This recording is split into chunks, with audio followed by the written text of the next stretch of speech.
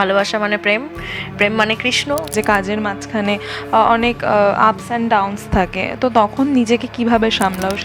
Ups and downs তো life মানেই ups and downs. অনেক সময় সোশ্যাল মিডিয়ায় কটাক্ষের সম্মুখীন হতে হয়, তো সেক্ষেত্রে সেগুলোকে কি মানে ওভারকাম করে নাও, নাকি মানে সেগুলো নিয়েও কখনো মন খারাপ? তো এই রিসেন্ট কালকেই একটা ঘুঘু পাখি সুন্দর মিষ্টি করে একটা দুটো ডিম দিয়েছে আমার একটা টবের মধ্যে। গরমের মধ্যে স্কিন কেয়ার বলতে সেরকম কিছুই খুব একটা স্কিন কেয়ার হয় না, সানস্ক্রিন ইউজ করি। অবশ্যই টলি ফোকাসে চোখ রাখো এরকম মিষ্টি মিষ্টি গল্প জানার জন্য।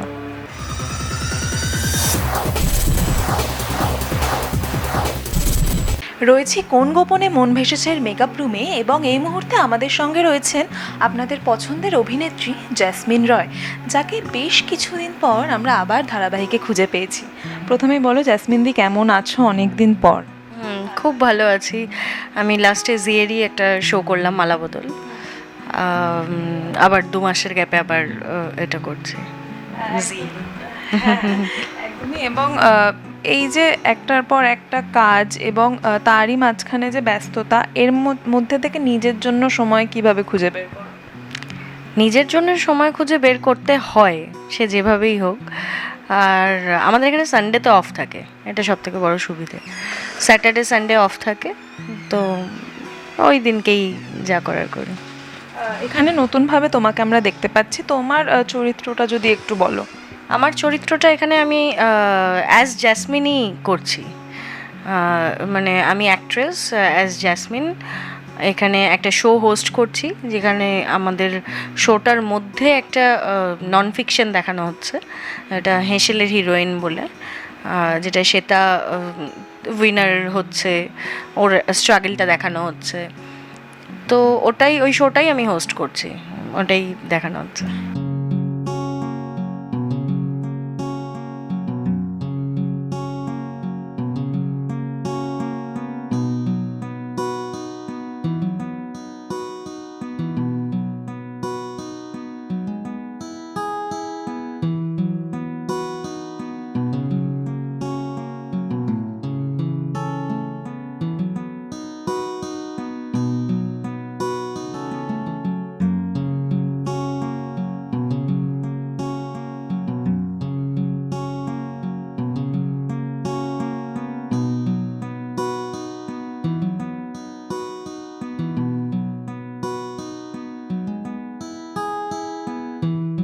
হেসেলের শো হোস্ট করছো যেহেতু, সেক্ষেত্রে তোমার রান্না বান্না করতে কত ভালো লাগে? আমি ভীষণ ভালোবাসি রান্না করতে, আমি সব ধরনের মোটামুটি রান্না করতে পারি। সব থেকে ফেভারিট কোনটা, মানে কোন চাইনিজ, বিরিয়ানি? না, চাইনিজ নয়, মানে আমি একটু বাঙালি খাবারই বেশি, আমি প্রেফার করিও বাঙালি খাবার, আমি রান্নাটাও করতে ভালোবাসি বাঙালি খাবার। চাইনিজ করতে পারি, কিন্তু না, আমি বাঙালিটাই প্রেফার করব। মাটন কষা, তো পোলাও বা নর্মাল ভাত ডাল। এখানে তো বেশ কিছুদিন শুটিং হচ্ছে, তো সেক্ষেত্রে এখানে ইউনিটের সঙ্গে কিরকম বন্ডিং? খুব ভালো বন্ডিং হয়ে গেছে এখানে, চেনা তো সবাই, ইন্ডাস্ট্রির সবাই চেনা জানা। আমাদের ডিরেক্টর অনুপদার সাথে আমি এই নিয়ে 3 নম্বর কাজ করছি।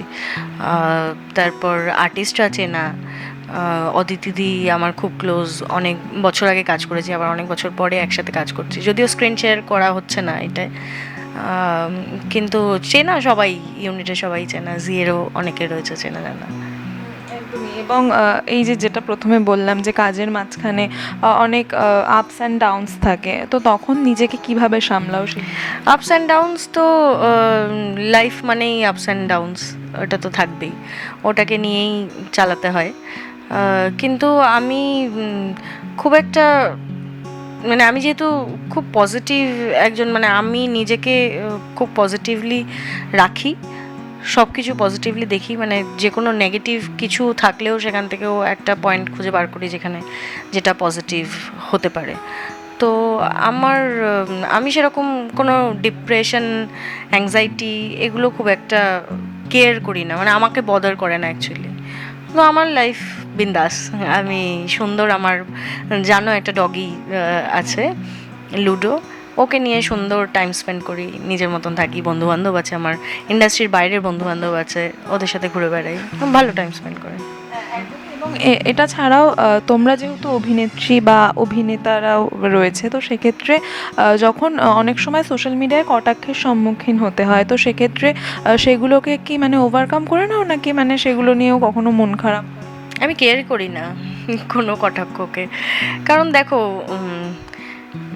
ইনস্টা, ফেসবুক যাই বলো, যে কোনো সোশ্যাল মিডিয়া প্ল্যাটফর্মেই সব রকম অপশান থাকে, ব্লক, ডিলিট। তো ওগুলো রয়েছে কি করতে?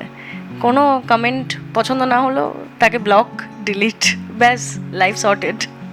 পজিটিভ এনার্জিটা থাকলেই মনে হয় যে মানে সব কিছু আর একদম একদম।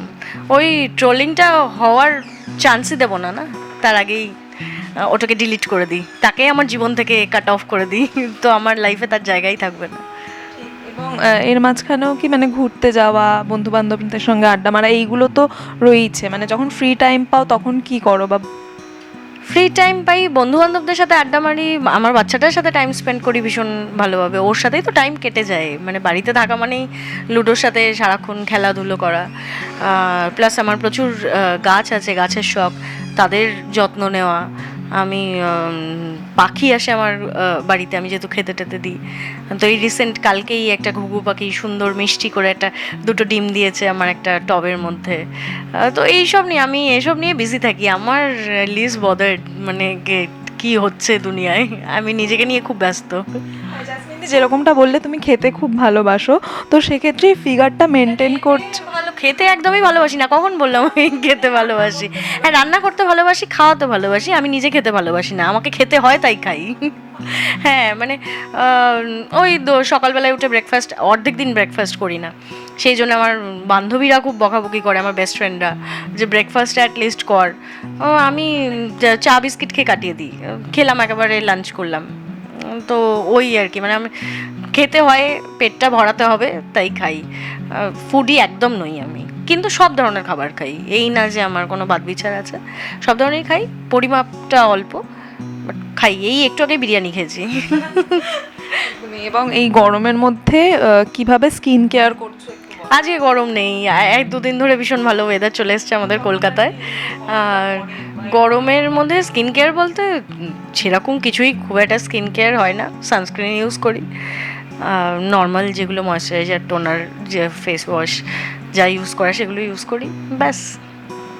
আমি ভীষণ চিল, নিজের মতো থাকতে নিজের অত, হ্যাঁ, আমি পুরো একদম মানে সবার মাঝখানে থাকলেও আমি জোন আউট হয়ে যাই, যে হ্যাঁ মানে কিছু পছন্দ হলো না, হ্যাঁ ঠিক আছে, পুরো জোন আউট। না না, বন্ধুদের সাথে এটা হয় না, আমার বেস্ট ফ্রেন্ড যারা, তারা এখানে থাকে না, একজন ব্যাঙ্গালোর থাকে, একজন দিল্লিতে থাকে, তো তাদের সাথে এটা কখনোই হয় না, কারণ তারা আমার ছোটোবেলাকার বেস্ট ফ্রেন্ড, স্কুলমেট। হ্যাঁ, তারা আমাকে মাতিয়ে রাখে, আমি তাদেরকে মাতিয়ে রাখি, সেই জন্যই তারা স্কুলমেট, এত বছরের সম্পর্ক আমাদের।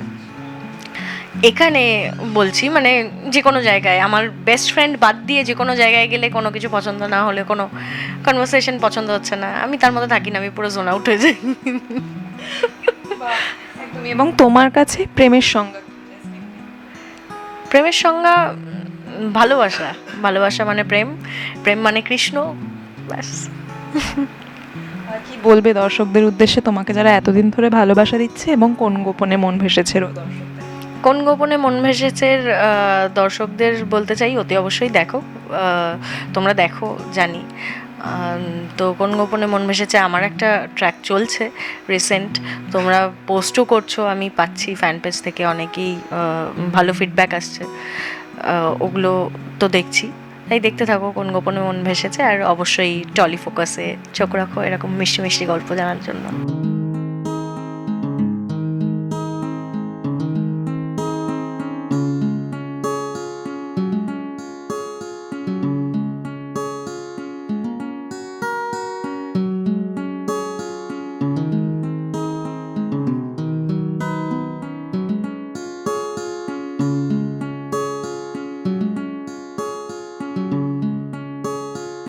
টলিউড ফোকাস কলকাতা চ্যানেলটি আপনাদের ভালো লেগে থাকলে লাইক করুন, সাবস্ক্রাইব করুন এবং